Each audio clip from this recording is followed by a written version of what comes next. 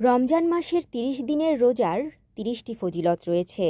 আজ আমরা জানব ১৩তম রোজার ফজিলত ও দোয়া।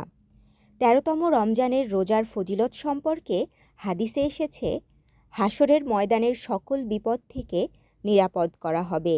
ইবনে আব্বাস রাদিয়াল্লাহু আনহু থেকে বর্ণিত, রাসূলুল্লাহ সাল্লাল্লাহু আলাইহি ওয়াসাল্লাম রমজান মাসে এই দোয়াগুলো পড়তেন।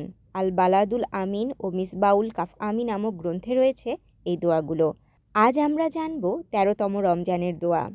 হে আল্লাহ, এদিনে আমাকে কলুষতা ও অপবিত্রতা থেকে পবিত্র করো। যা কিছু তকদির অনুযায়ী হয় তা মেনে চলার ধৈর্য আমাকে দান করো। তোমার বিশেষ অনুগ্রহে আমাকে তাকওয়া অর্জন এবং সৎ কর্মশীলদের সহচর্যে থাকার তৌফিক দিও। তোমার বিশেষ অনুগ্রহে আমাকে তাকওয়া অর্জন এবং সৎ কর্মশীলদের সহচর্যে থাকার তৌফিক দাও। হে অসহায়দের আশ্রয়দাতা, মহান এ রমজান মাসে আমরা যেন ইবাদত বন্দেগীর মাধ্যমে স্রষ্টার সন্তুষ্টি অর্জন করতে পারি, এই দোয়া থাকবে সকল মুমিন বান্দাদের প্রতি। তাশরিফা তৃষা, তরঙ্গ টিভি, ঢাকা।